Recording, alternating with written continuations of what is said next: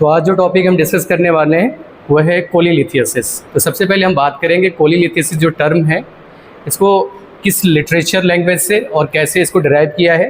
तो कोलीलिथियसिस वर्ड है, ये दो वर्ड से डिराइव होता है coli and lithiasis. Coli which is something related to bile, यानी कोली वर्ड है जिसका मतलब होता है something which is related to bile, और lithiasis is basically the phenomena of the formation of stone.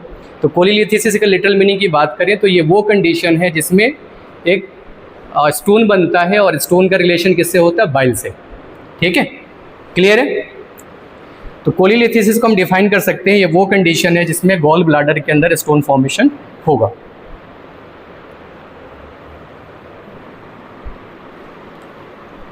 अगर बिलियरी पैथोलॉजी की बात करें, जितनी भी बिलियरी सिस्टम से रिलेटेड जितनी पैथोलॉजिकल कंडीशंस हैं उनमें सबसे कॉमन कंडीशन क्या है? कोलीलिथियसिस है।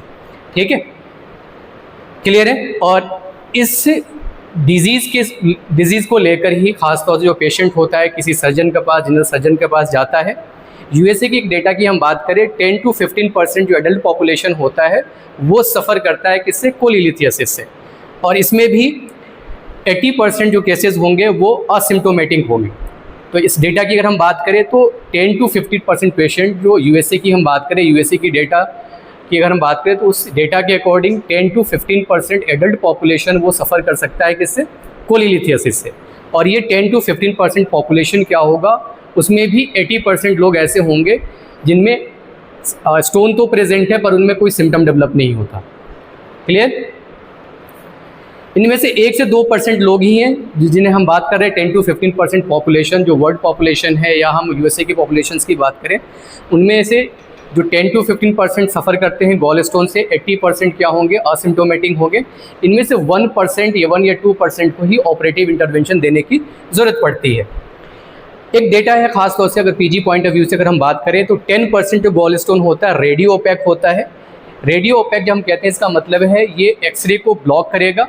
एक्सरे को ब्लॉक करेगा तो इसकी इमेज जनरेट हो सकती है। इसके बरक्स अगर हम बात करें तो 90% जो रीनल स्टोन होता है वो रेडियो ओपैक होता है और 10% रेडियोल्यूसेंट होता है।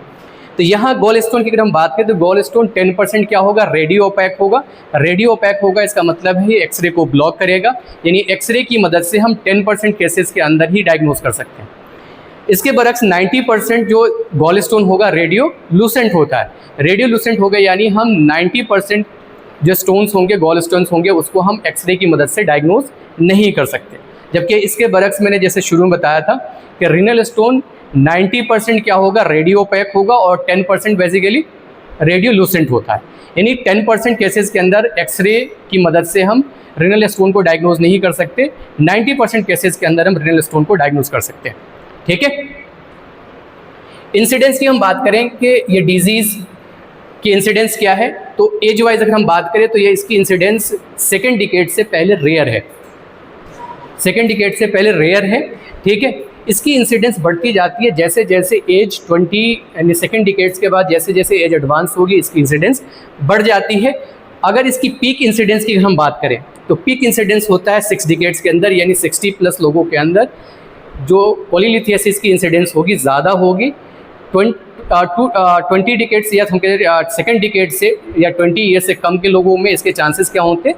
कम होते हैं। वीमेन की बात करें तो वुमेन के अंदर खास तौर से अगर देखें कि मैन टू वीमेन अगर हम कंपेरिजन करें, जेंडर वाइज डिस्ट्रीब्यूशंस की हम बात करें तो वीमेन के अंदर इसके चांसेस ज़्यादा होते हैं। मैन टू वीमेन का जो रेशियो होता है 4:1 है, यानी 4 टाइम्स ज़्यादा कॉमन है फीमेल के अंदर एज़ कम्पेयर टू मेल। अब एक न्यूमोनिक्स है जिसकी मदद से हम चीज़ें याद रख सकते हैं कि इंसिडेंस किन लोगों में ज़्यादा कॉमन है, तो 4F की इंपॉर्टेंस ज़्यादा है। 4F जब हम कहते हैं इसका मतलब है यहाँ पे F 4 टाइम आ रहा है।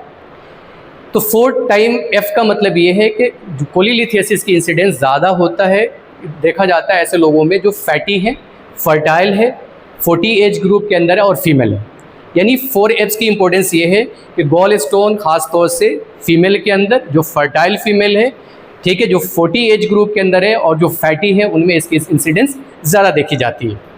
ठीक है, type of the gall stones की अगर हम बात करें तो 3 तरह से हम गॉल स्टोन को डिवाइड कर सकते हैं। कोलेस्ट्रॉल स्टोन, ठीक है, मिक्स्ड स्टोन और पिगमेंट स्टोन। पिगमेंटेड स्टोन को हम फर्दर डिवाइड कर सकते हैं black pigment stone and brown pigment stone. तो on the basis of chemical composition हम जो गॉल स्टोन है उसको डिवाइड कर सकते हैं 3 ग्रुप्स के अंदर, 3 क्लास के अंदर। फर्स्ट क्लास है कोलेस्ट्रॉल स्टोन। यहाँ कंपोजिशन क्या होगा, स्टोन किससे बना होगा, कोलेस्ट्रॉल कंपोनेंट से बना होगा। मिक्स्ड यानी यहाँ पे कोलेस्ट्रॉल कंपोनेंट भी है और कैल्शियम कंपोनेंट भी होगा, या बाकी जो मिनरल्स होंगे उसकी कंपोजिशन इसके कंपोजिशन से प्रेजेंट हो सकते हैं। पिगमेंट स्टोन 2 तरह के पिगमेंट स्टोन हो सकते हैं, ब्लैक पिगमेंट स्टोन और ब्राउन पिगमेंट स्टोन। ये कलर वाइज इनका डिस्ट्रीब्यूशन है, ठीक है। तो पिगमेंट स्टोन 2 तरह के हैं, ब्लैक पिगमेंट स्टोन और ब्राउन पिगमेंट स्टोन। सबसे पहले कोलेस्ट्रॉल स्टोन की हम बात करें तो कोलेस्ट्रॉल स्टोन सॉलिटेयर होता है, यानी ये अकेला पाया जाएगा, यानी सॉलिटेयर है, ठीक है। इसके अलावा इसमें रेडिएटिंग क्रिस्टल्स पाए जाते हैं। जो कोलेस्ट्रॉल स्टोन की अगर बात करें तो इसमें रेडिएटिंग क्रिस्टल्स होंगे। इसकी इंसिडेंस 6% है, यानी ओवरऑल हम गॉल स्टोन की इंसिडेंस की अगर बात करें तो उसमें इसकी इंसिडेंस क्या है, 6% है, ठीक है। मिक्स स्टोन की अगर बात करें तो 90% जो स्टोन होता है वो मिक्स स्टोन होता है। जैसे हमने प्योर कोलेस्ट्रॉल स्टोन की इंसिडेंस देखी 6% है। अगर मिक्स स्टोन की अगर हम बात करें तो मिक्स स्टोन क्या है, 90% जो स्टोन होता है गॉल स्टोन वो मिक्स टाइप होता है, ठीक है।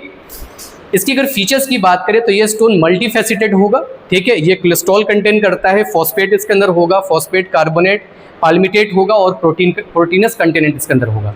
तो मिक्स कह रहे हैं, इसका मतलब है यहाँ सिंगल कंपोजिशन नहीं है, जैसे कोलेस्ट्रॉल सिर्फ नहीं है, इसके अंदर कोलेस्ट्रॉल के साथ साथ और भी कंपोनेंट है। जैसे हमने यहाँ डिस्कस किया, कोलेस्ट्रॉल के साथ साथ कैल्शियम सॉल्ट होगा, कैल्शियम सॉल्ट ऑफ फॉस्फेट हो सकता है, कैल्शियम फॉस्फेट हो सकता है इसके अंदर, कैल्शियम कार्बोनेट हो सकता है इसके अंदर, पाल्मिटेट होगा और प्रोटीनस कंटेंट होंगे इसके अंदर।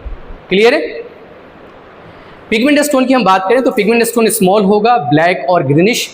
ब्लैक इसकी अपीयरेंस हो सकती है, मल्टीपल स्टोन होगा इसके अंदर, और कई बार ये स्लज के फॉर्म में, यानी अर्ली जो स्टेज होती है स्टोन फॉर्मेशन की, रेत जिसे हम कह सकते हैं, तो स्लज फॉर्मेशन या स्लज फॉर्म में ये स्टोन प्रेजेंट हो सकता है, ठीक है। ब्लैक पिगमेंट स्टोन की हम बात करें तो ये बेसिकली कैल्शियम बाइकार्बोनेट होता है या कैल्शियम फॉस्फेट होता है या बाइकार्बोनेट स्टोन होता है। तो केमिकल कंपोजिशन वाइज अगर हम बात करें तो ब्लैक पिगमेंट स्टोन क्या होगा, कैल्शियम कार्बोनेट से बना होगा या कैल्शियम फॉस्फेट इसके अंदर होगा या बाइकार्बोनेट ऑफ स्टोन होगा। कॉमनली हिमोलाइटिक डिसऑर्डर्स के, हिमोलाइटिक डिजीज से कोई पेशेंट सफ़र कर रहा है, उसमें पॉसिबिलिटी क्या होती है, gall stone black pigment type of the stone formation के चांसेस इसमें ज़्यादा होते हैं। तो इसमें हिमोलाइटिक डिजीज़ के नतीजे में, हिमोलाइटिक डिसऑर्डर से कोई पेशेंट सफ़र कर रहा है तो उसमें पॉसिबिलिटी किसकी होती है, ब्लैक पिगमेंट स्टोन डेवलप होने की पॉसिबिलिटी ज़्यादा होती है। कोई सिरोसिस ऑफ लीवर से सफ़र कर रहा है तो वहाँ ब्लैक पिगमेंट स्टोन बन सकता है, ठीक है। मल्टीपल स्टोन होगा, स्मॉल होगा और हार्ड इन कंसिस्टेंसी होगा ये स्टोन। कोलेस्ट्रॉल कंपोनेंट इसके हम बात करें तो 30% यहाँ भी कोलेस्ट्रॉल प्रेजेंट होता है। क्लियर।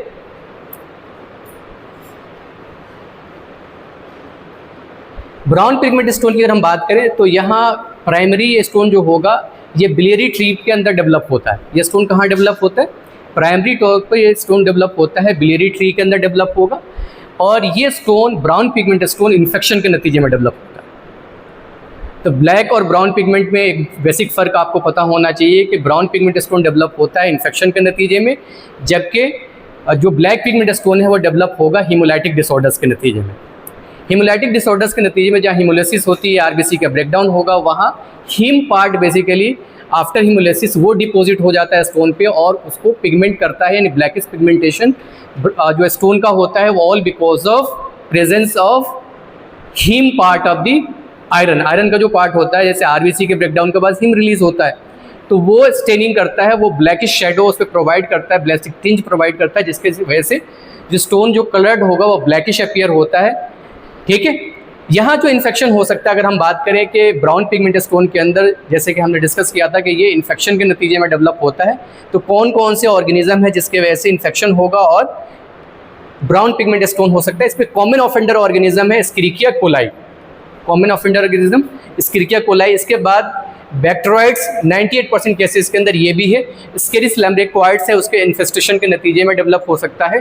कोलोनार्किस साइनेसिस, जिसको हम चाइनीज़ लिवर फ्लूक भी बोलते हैं, इसके इन्फेस्टेशन के नतीजे में स्टोन ये फॉर्म हो सकता है। कोई फॉरेन बॉडी है, फॉरेन बॉडी बिलियरी ट्री के अंदर प्रेजेंट है, जैसे बिलियरी ट्री के अंदर कहीं नैरोइंग डेवलप हो रही है, स्ट्रक्चर डेवलप हो रहा है, तो वहाँ ऐसी कंडीशन में स्टेंटिंग की जाती है। तो स्टेंटिंग के नतीजे पर वहाँ बेसिकली ये स्टोन फॉर्म हो सकता है, ठीक है। तो फॉरेन बॉडी अगर प्रेजेंट है तो वो रिजल्ट कर सकता है in the formation of brown pigmented stone, या कोई स्टेंटिंग की गई है, स्टेंटिंग के नतीजे में वो फॉरेन बॉडी के तौर पे स्टेंट काम करेगा और ऐसी कंडीशन में ब्राउन पिगमेंटेड स्टोन डेवलप हो सकता है।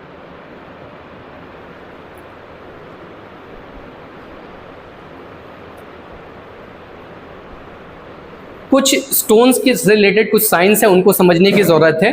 इसमें एक साइन है जिसको बोलते हैं मर्सिडीज बेंज साइन। तो आप इस मर्सिडीज़ की जो लोगो है आप उससे बहुत फैमिलियर होंगे।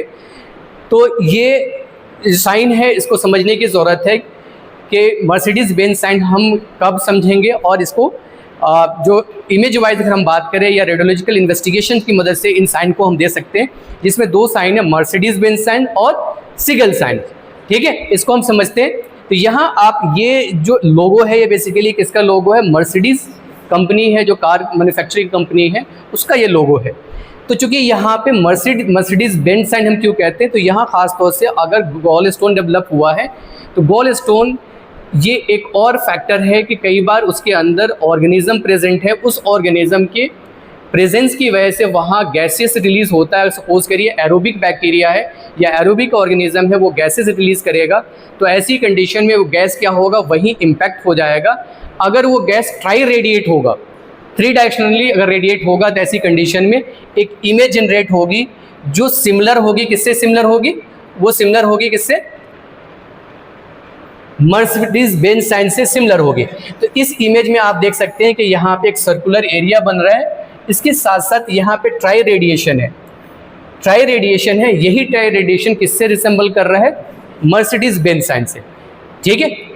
अगर जो रेडियोलुसेंट गैस है अगर बाई डायरेक्शनली अगर ये रेडिएट होगा तो ऐसी कंडीशन में एक साइन बनेगा जिसको बोलते हैं सिगल साइन।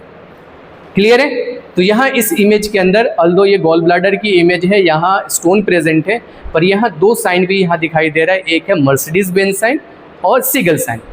तो अगर रेडियोलॉजिकली आप सिगल साइन देख पा रहे हैं या मर्सिडीज बेंज साइन देख पा रहे हैं तो ये पॉसिबिलिटी किसकी बढ़ जाती है, गॉल स्टोन की। तो ये डायग्नोस्टिक फीचर है किसके लिए, गॉल स्टोन के लिए। कॉजेज की अगर हम बात करें, कॉजेज को हम फर्दर डिवाइड कर सकते हैं। फर्स्ट कॉज है ऑल्टर्ड जीबी फंक्शन, में गॉल ब्लैडर का फंक्शन ऑल्टर्ड हो जाए। गॉल ब्लैडर का फंक्शन क्या है, storage of the bile, bile का स्टोरेज करना, साथ साथ में एट द टाइम जब ज़रूरत है बाइल को रिलीज करना। तो अगर एबनॉर्मल स्टेसिस हो रही है तो वो गॉल ब्लैडर का फंक्शन क्या है, ऑल्टर्ड हो रहा है, या जहाँ ज़रूरत है वहाँ रिलीज नहीं हो रहा है बाइल, तो ये भी ऑल्टर्ड फंक्शन है किसका, गॉल ब्लैडर का। तो फर्स्ट कॉज है गॉल स्टोन फॉर्मेशन के लिए वो है altered gall bladder function. Second है super saturated bile. Super saturated bile आगे हम डिस्कस करेंगे, फॉर द टाइमिंग समझ ले कि सॉल्यूशन हमने डिस्कस किया होगा, केमिस्ट्री में आपने पढ़ा होगा सैचुरेटेड सॉल्यूशन। सैचुरेटेड सॉल्यूशन वो सॉल्यूशन होता है जिसके अंदर हम रूम टेम्परेचर पे एक पर्टिकुलर अमाउंट ऑफ सॉल्यूट से ज़्यादा हम उस सॉल्यूशन के अंदर डिसॉल्व नहीं कर सकते।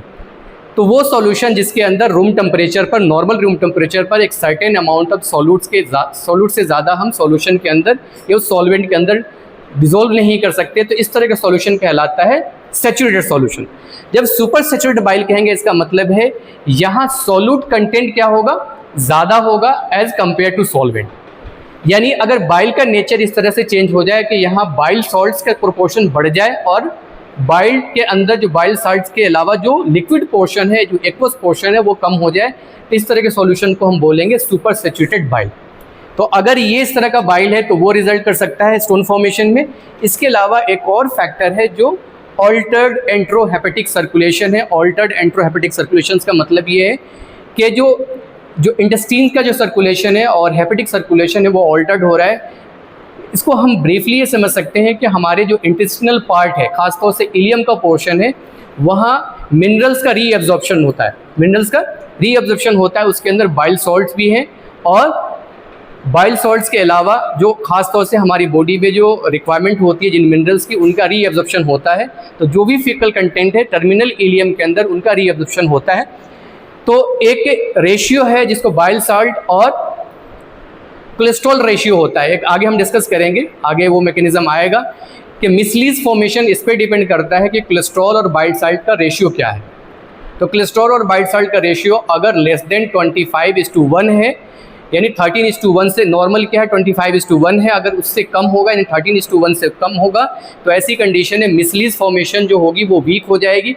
वीक होगी तो ऐसी कंडीशन में जो सॉल्यूट कंटेंट है जो बाइल के अंदर डिजोल्व है यानी बाइल साल्ट है वो प्रेसिपिटेट करेगा, एग्रीगेट होगा, क्रिस्टलाइज होगा और स्टोन फॉर्मेशन हो जाएगी। तो एंट्रोहेपेटिक सर्कुलेशन के अंदर रोल क्या है, खासतौर से जहां बाइल सॉल्ट का रीअब्जॉर्प्शन होना चाहिए ताकि जो रेशियो है बाइल सॉल्ट का कोलेस्ट्रॉल के साथ वो मेंटेन रहे, वो रेशियो मेंटेन नहीं होता तो ऐसी कंडीशन में क्या होगा, स्टोन फॉर्मेशन होगा। ठीक है, तो ये कुछ कंडीशन है जिसमें altered gall bladder function develop हो सकता है, जैसे स्टेसिस के नतीजे में, यानी बाइल की एबनॉर्मल स्टेसिस हो रही है या बाइल पुअर एम्प्टी हो रहा है गॉल ब्लैडर से, पुअर एब्जॉर्प्शन अगर हो रहा है या इन्फेक्शन के नतीजे में, तो ये कंडीशन है जहां गॉल ब्लैडर का फंक्शन क्या होगा, ऑल्टर्ड हो सकता है। सुपर सैचुरेटेड बाइल की कंडीशन देखी जा सकती है फीमेल के अंदर, फर्टाइल फीमेल के अंदर, फैटी फीमेल के अंदर या 40 एज ग्रुप के अंदर। ठीक है, या हाई कैलोरिक इंटेक अगर है तो वहाँ बेसिकली क्या होगा, सुपर सैचुरेटेड बाइल का फॉर्मेशन होगा। ठीक है, ऑल्टर्ड एंट्रोहेपेटिक सर्कुलेशन की कंडीशन कब देखी जाएगी, जब इलियल रिसेक्शन हो जाएगा। यही मैंने बताया था कि इलियम का जो टर्मिनल इलियम है वहाँ वाटर का रीअब्जॉर्प्शन होता है, साथ साथ में मिनरल्स का रीअब्जॉर्प्शन होगा। तो अगर आपने टर्मिनल पोर्शन ऑफ इलियम को रिसेक्ट कर दिया तो जो इलियम का फंक्शन है बाइल सॉल्ट्स के अलावा बाकी मिनरल्स को रीअब्जॉर्ब करना, वो रीअब्जॉर्प्शन नहीं होगा। तो ऐसी कंडीशन में क्या होगा, उसकी डेफिशिएंसी होगी। डेफिशिएंसी होगी तो जो मिसलीज फॉर्मेशन है जिस पर डिपेंड करता है कोलेस्ट्रॉल और बाइल सॉल्ट के रेशियो पे, वो वीक होगा। वीक होगा तो ऐसी कंडीशन में क्या होगा, स्टोन फॉर्मेशन होगा। तो इलियल रिसेक्शन है या इलियम के अंदर कोई डिजीज़ है या ऑल्टर्ड ब्लैडर ट्रांजिट टाइम है या ऑल्टर्ड बवल फ्लोरा है या कोलोस्टाइरमीन इंटेक अगर ज़्यादा है या डॉक्सीकोलेट अगर इंटेक है, तो ऐसी कंडीशन में क्या होगा, स्टोन फॉर्मेशन होगा। दोबारा से जो पैथोलॉजिकल चेंजेस हैं या पैथोलॉजिकल मैकेनिज्म है जिसके थ्रू स्टोन फॉर्म हो सकता है, उसको हम फर्दर डिवाइड कर सकते हैं 5 ग्रुप ऑफ दी मैकेनिज्म्स के अंदर। जो फर्स्ट मैकेनिज्म है वो है मेटाबॉलिक फैक्टर। फर्स्ट फैक्टर क्या है जिसके वजह से स्टोन फॉर्मेशन हो सकता है, वो है मेटाबॉलिक फैक्टर, यानी मेटाबॉलिक चेंजेस होंगे जिसके वजह से स्टोन फॉर्मेशन होगा। सेकंड फैक्टर है रिफ्लेक्स फैक्टर। यहाँ बेसिकली पैनक्रेटिक एंजाइम अगर रिफ्लेक्स करके अगर सीबीडी के अंदर चला जाए या गॉल ब्लैडर के अंदर पहुँच जाए तो ऐसी कंडीशन में क्या होगा, वो इमल्सिफाई करेगा, फैट को इमल्सिफाई करेगा और ऐसी कंडीशन में कोलेस्ट्रॉल कंटेंट जो होगा वो इमल्सिफाई होगा, वो प्रेसिपिटेट होगा, क्रिस्टलाइज होगा और फाइनली स्टोन फॉर्मेशन हो सकता है। तो रिफ्लेक्स फैक्टर भी है। इसके अलावा इन्फेक्शन के नतीजे में या इन्फेस्टेशन के नतीजे में स्टोन फॉर्मेशन हो सकता है। इन्फेक्शन बैक्टीरियल इन्फेक्शन है उसके वजह से हो सकता है, या लार्जर ऑर्गेनिज्म है जैसे स्केरिस लैम्ब्रिकॉइड्स है या इस तरह के ऑर्गेनिज्म है, अगर उनका इन्फेस्टेशन होगा, वो किसी तरह से उनका लार्वा या उनका एग अगर वेरी ट्री के अंदर पहुँचेगा तो ऐसी कंडीशन में वो फॉरेन बॉडी की तरह एक्ट करेगा। उसके चारों तरफ जो सॉल्यूट कंटेंट है बाइल के अंदर वो एग्रीगेट होगा, जमा होगा, कॉन्सेंट्रिक लेयर के अंदर वो डिपोजिशन होगा और फाइनली स्टोन फॉर्मेशन होगा। ऐसे ही एक और फैक्टर है बाइल स्टेसिस, यानी बाइल की एबनॉर्मल स्टेसिस हो रही है तो ऐसी कंडीशन में भी स्टोन फॉर्मेशन होगा। या increase bilirubin production. Bilirubin production कब बढ़ेगा, अगर हीमोलिसिस की कंडीशन डेवलप हो रही है, एबनॉर्मल हीमोलिसिस हो रही है, तो ऐसी कंडीशन में बेसिकली जो बाइल जो प्रोड्यूस होता है वो लीवर के अंदर प्रोड्यूस होता है, पर बाइल का जो मेजर कंपोनेंट है वो हीमोलिसिस के नतीजे में रिलीज होता है। ठीक है, तो बिलिरुबिन का एबनॉर्मल प्रोडक्शन अगर हो रहा है तो वो भी रिजल्ट करेगा in the formation of stone. तो सबसे पहले हम जो मेटाबॉलिक फैक्टर्स की बात करें तो उसमें आने से पहले, उस पर आने से पहले एक मैकेनिज्म है जो केमिस्ट्री में आप पढ़ के आए होंगे, मिसलीज फॉर्मेशन। तो मिसलीज फॉर्मेशन क्या है, तो ये लिपिड मॉलिक्यूल्स का एक अरेंजमेंट है। मिसलीज क्या है, लिपिड मॉलिक्यूल्स का एक अरेंजमेंट है जिसमें जो मॉलिक्यूल्स होते हैं इस तरह से अरेंज होते हैं जो स्पेरिकल फॉर्म में अरेंज होंगे। इसमें जो हाइड्रोफोबिक एंड होगा, हाइड्रोफोबिक जो एंड होगा वो कहाँ प्रेजेंट होगा, सेंटर पे प्रेजेंट होगा, और जो हाइड्रोफिलिक एंड होगा वो शेल फॉर्म करेगा। ठीक है, तो अगर आपसे कोई पूछे कि बाइल किस तरह का सॉल्यूशन है तो बाइल एक्वस सॉल्यूशन है और मेजॉरिटी ऑफ दी, अगर हम इसके कंपोनेंट की बात करें तो 98% वाटर है और रेस्ट 2% मिनरल्स है और कोलेस्ट्रॉल है। तो अगर कोलेस्ट्रॉल की बात करें, कोलेस्ट्रॉल का अगर केमिकल कंपोजिशंस की बात करें या उसके नेचर की बात करें तो कोलेस्ट्रॉल एक्वस सॉल्यूशन के अंदर डिसॉल्व नहीं हो सकता। तो बाइल के अंदर कैसे डिसॉल्व होता है, तो वो मैकेनिज्म उसके लिए रिस्पॉन्सिबल है, वो है मिसलीज फॉर्मेशन। तो बाइल में जो कोलेस्ट्रॉल कंपोनेंट है बेसिकली वो क्या है, हाइड्रोफिलिक कंपोनेंट है। कोलेस्ट्रॉल कंपोनेंट क्या है, सॉरी हाइड्रोफोबिक कंटेंट है। जो कोलेस्ट्रॉल कंपोनेंट क्या है, हाइड्रोफोबिक कंटेंट है, और जो बाइल सॉल्ट है वो बेसिकली क्या है, हाइड्रोफिलिक है। सपोज करिए इसको एग्जांपल के तौर पे समझ सकते हैं कि आप में से आपकी क्लास ने टूर प्लान किया और टूर पे जाना चाहते हैं, उसमें 2 स्टूडेंट्स ऐसे हैं या 1 स्टूडेंट ऐसे हैं जो जाना नहीं चाहते, बाकी स्टूडेंट्स क्या हैं, वो जाना चाहते हैं और वो फोर्सफुली पीयर प्रेशर के थ्रू उस स्टूडेंट्स को रेडी कर देते हैं। वो स्टूडेंट रिलक्टेंट है, वो जाना चाहता भी है, नहीं भी जाना चाहता, पर वो बेसिकली वो जाना नहीं चाहता। एक तरह से अगर बात करें तो जाना नहीं चाहता, तो वो हर इवेंट्स पे कहेगा कि मैं घर वापस जाना चाहता हूँ, तो उसके दोस्त जो उसके पास बैठे हैं उसको दबा देंगे। तो मिसलीज का मैकेनिज्म बेसिकली यही है कि जो सेंटर कोर होता है वो बना होता है किससे, हाइड्रोफोबिक मॉलिक्यूल से, और उसका शेल का जो एरिया बनेगा किससे, हाइड्रोफिलिक मॉलिक्यूल से। तो ऐसी कंडीशन में वो बेसिकली अल्दो वो कोलेस्ट्रॉल अपने नेचुरल फॉर्म में प्रेजेंट है, पर वो प्रेसिपिटेट नहीं होता, और नहीं होने के पीछे रीजन क्या है, मिसलीज फॉर्मेशन। क्लियर है? तो ये मिसलीज फॉर्मेशन की स्ट्रेंथ इस पर डिपेंड करती है कि बाइल सॉल्ट और कोलेस्ट्रॉल का रेशियो क्या है, बाइल सॉल्ट और कोलेस्ट्रॉल का रेशियो क्या है बाइल के अंदर। क्लियर है? तो बाइल के अंदर हम बात करें नॉर्मल कंडीशन में, तो बाइल सॉल्ट और कोलेस्ट्रॉल का रेशियो जो होगा वो 25:1 होता है। नॉर्मल कंडीशन में जो रेशियो होता है बाइल सॉल्ट का और कोलेस्ट्रॉल का रेशियो कितना होता है, 25:1, यानी बाइल सॉल्ट या बाइल एसिड्स 25 होगा और कोलेस्ट्रॉल का रेशियो क्या होगा, 1 होगा। तो ऐसी कंडीशन में कोलेस्ट्रॉल बाइल के अंदर डिसॉल्व स्टेट में होगा, यानी स्टोन फॉर्मेशन नहीं होगा। अगर ये रेशियो फॉल करके 13:1 हो जाए, 13:1 होने की कंडीशन क्या हो सकती है कि बाइल एसिड का प्रोपोर्शन कम हो जाए और कोलेस्ट्रॉल का प्रोपोर्शन बढ़ जाए। आई बात समझ में? तो प्रोपोर्शन वाइज बाइल सॉल्ट्स क्या हो जाए, कम हो जाए, और कोलेस्ट्रॉल कंपोनेंट बढ़ जाए। तो ऐसी कंडीशन में ये प्रोपोर्शन है 25:1, ये डिस्टर्ब होगा। तो ऐसी कंडीशन में मिसलीज फॉर्मेशन वीक होगा, यानी जो स्ट्रेंथ है जो कोलेस्ट्रॉल पार्टिकल को बाइल के अंदर डिसोल्व करके रख रहा है वो स्ट्रेंथ क्या होगा, वीक होगा। तो ऐसी कंडीशन में कोलेस्ट्रॉल प्रेसिपिटेट करेगा, एक दूसरे मॉलिक्यूल्स के साथ एग्रीगेट करेगा, क्रिस्टलाइज होगा और फाइनली स्टोन फॉर्मेशन हो जाए। तो मेटाबॉलिक फैक्टर बेसिकली ये है कि कोलेस्ट्रॉल कंपोनेंट अगर बाइल के अंदर बढ़ रहा है तो ऐसी कंडीशन में जो मिसलीज फॉर्मेशन होगी वो वीक होगी।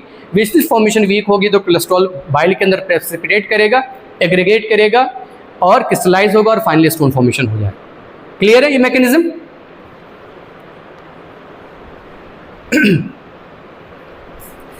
एक थियरी है जिसको बोलते हैं एडमिरेंस ट्रायंगुलर हाइपोथेसिस या थियरी हम कह सकते हैं। तो कोलेस्ट्रॉल कंपोनेंट अगर इंक्रीज होगा तो ऐसी कंडीशन में बाइल क्या होगा, सुपर सैचुरेटेड होगा। सुपर सैचुरेटेड होगा तो ये इनएडिक्वेट मिसलीज के लिए रिस्पॉन्सिबल होगा। अगर इनएडिक्वेट मिसलीज होगा तो कोलेस्ट्रॉल क्या होगा, क्रिस्टलाइज होगा और finally cholesterol monohydrate stone formation होगा। तो एडमिरेंस ट्रायंगुलर थियरी है, ये वही मैकेनिज्म को एक्सप्लेन कर रहा है जो हमने मेटाबॉलिक फैक्टर के तौर पर ये जो मैकेनिज्म है वो डिस्कस किया है। क्लियर है यहाँ तक?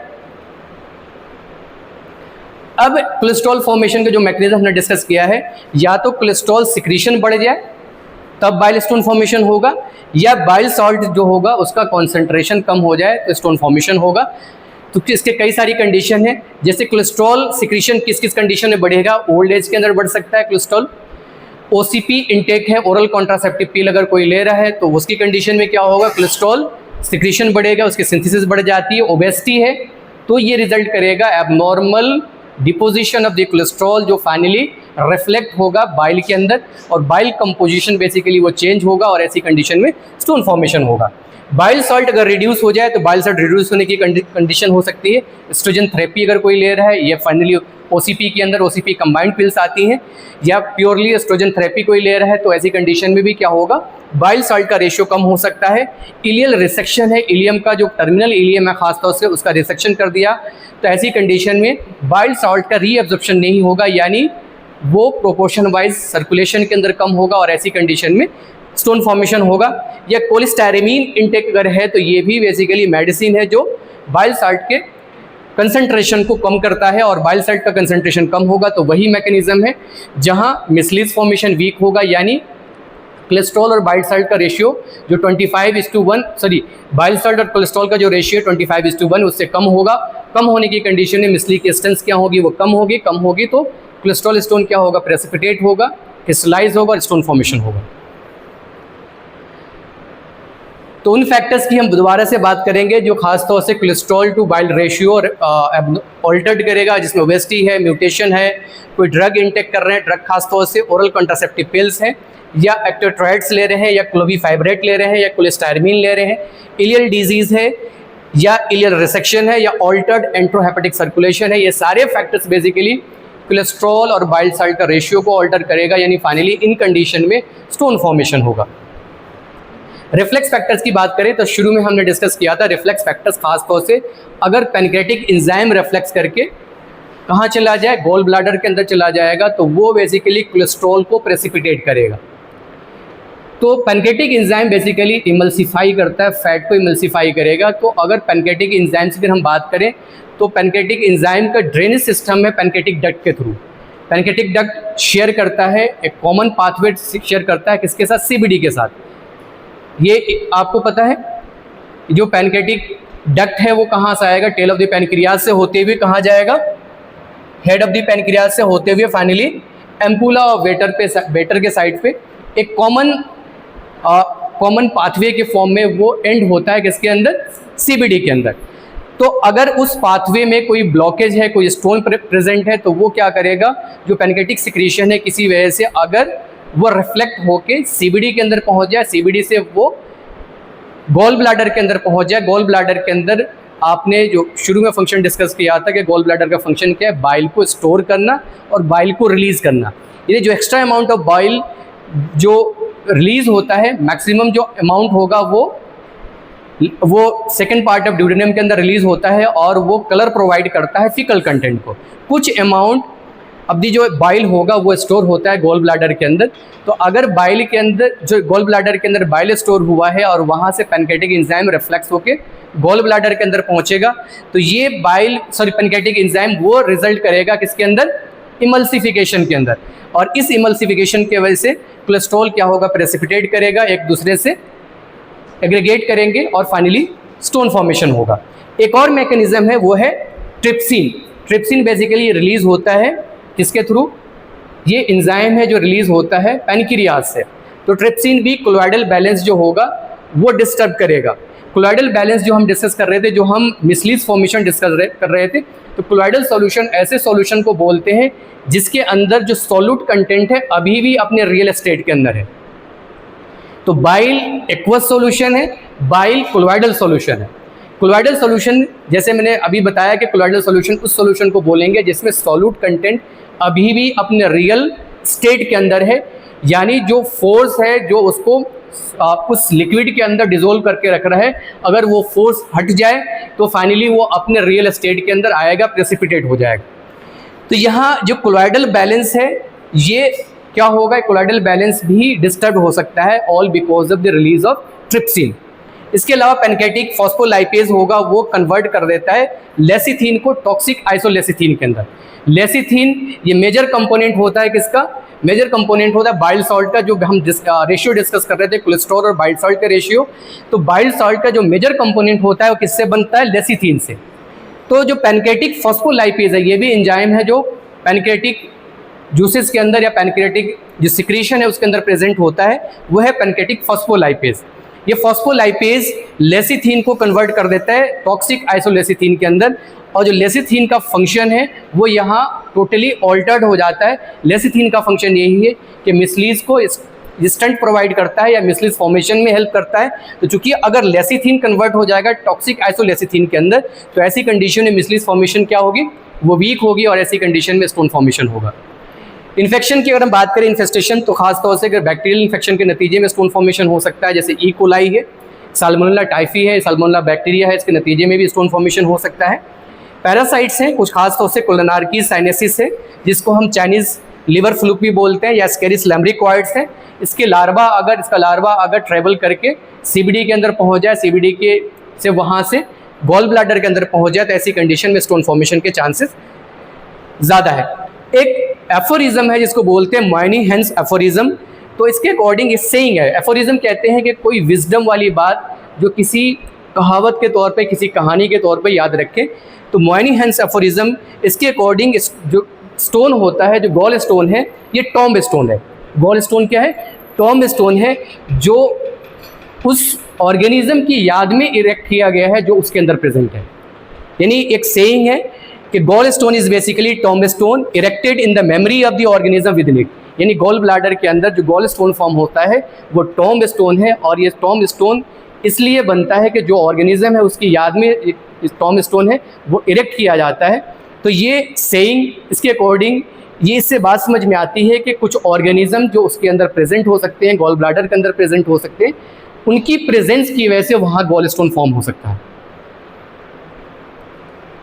बाइल स्टेसिस ऑलरेडी हमने डिस्कस किया था कि एस्ट्रोजन थेरेपी है उसके नतीजे में हो सकता है। बाइल स्टेसिस के एक और कॉज है प्रेगनेंसी, अगर है रिपीटेड प्रेगनेंसी है या वेगोटोमी है उसके वजह से बाइल स्टेसिस हो सकती है। Long term intravenous TPN in total parenteral nutrition दे रहे हैं तो यहाँ भी क्या होगा, एबनॉर्मल बाइल की स्टेसिस होगी। बाइल स्टेसिस यानी बाइल एबनॉर्मली गॉल ब्लैडर के अंदर अगर स्टे कर रहा है, वो रिलीज ही नहीं हो रहा है, तो ऐसी कंडीशन में जो भी बाइल स्टोन के अंदर जो कंटेंट है, बाइल के अंदर जो कंटेंट है, बाइल सॉल्ट्स होंगे, वो क्या होंगे, सेडिमेंट होंगे। सेडिमेंट होंगे तो एक दूसरे से एग्रीगेट भी करेंगे, क्रिस्टलाइज होंगे और स्टेन फॉर्मेशन हो जाए।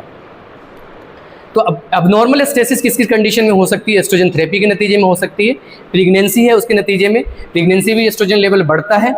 वेगोटोमी की गई है तो यहाँ भी क्या होगा, खासतौर जो इंस्फिंक्टर मैकेनिज्म है ड्यूडेनम के साइड पे, जो इंस्फिंक्टर ऑफ ओडाई है उसकी जो फंक्शनलिटी होगी वो लॉस हो जाएगी, वो रेगुलेटेड मैनर में ओपन और क्लोज नहीं होगी। तो ऐसी कंडीशन में जो बाइल का रिलीज है वो रिलीज नहीं होगा, यानी एबनॉर्मली बाइल क्या होगा, स्टेसिस होगी, बाइल की स्टेसिस होगी तो स्टोन फॉर्मेशन हो जाएगा। टोटल पैरेंटल न्यूट्रिशन की कंडीशन लॉन्ग टर्म का दे रहे हैं, यानी हम वो फॉर्म में सॉल्यूशन दे रहे हैं जो इजीली डाइजेस्टेबल फॉर्म में है, यानी उसको डाइजेस्ट करने की ज़रूरत नहीं है। बाइल रिलीज किस लिए होता है? बाइल रिलीज होता है फैट को डाइजेस्ट करने के लिए, फैट के मेटाबॉलिज्म के लिए ये रिक्वायर्ड है। तो जब आप टोटल पैरेंटल न्यूट्रिशन दे रहे हैं वहाँ वो अमीनो एसिड के फॉर्म में हम सॉल्यूशन दे रहे हैं, जो एंड रिजल्ट होता है डाइजेशन का वो है अमीनो एसिड्स। तो अमीनो एसिड्स ही हम दे रहे हैं तो वहाँ डाइजेशन का प्रोसेस रिक्वायर्ड नहीं है, वहाँ मेटाबॉलिज्म के जो प्रोसेस है वो रिक्वायर्ड नहीं है। तो ऐसी कंडीशन में जो बाइल एबनॉर्मली स्टेसिस करेगा, बाइल वहाँ जमा रहेगा, वहाँ इकट्ठा होगा, वो रिलीज नहीं होगा। रिलीज नहीं होगा तो सेम मैकेनिज्म है, सेडिमेंट करेगा, क्रिस्टलाइज होगा और स्टोन फॉर्मेशन होगा।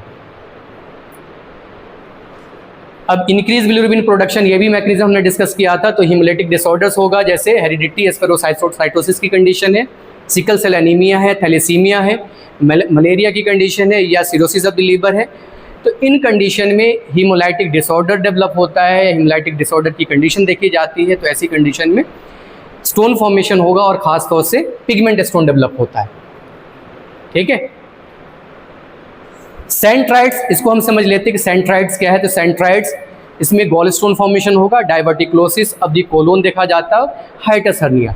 अगर ये तीन कंडीशन एक साथ को एग्जिस्ट करेगा तो इस कंडीशन को बोलेंगे सेंट्राइड्स। तो क्लास यहीं तक, नेक्स्ट क्लास में हम डिस्कस करेंगे इफेक्ट्स ऑफ गॉल स्टोन।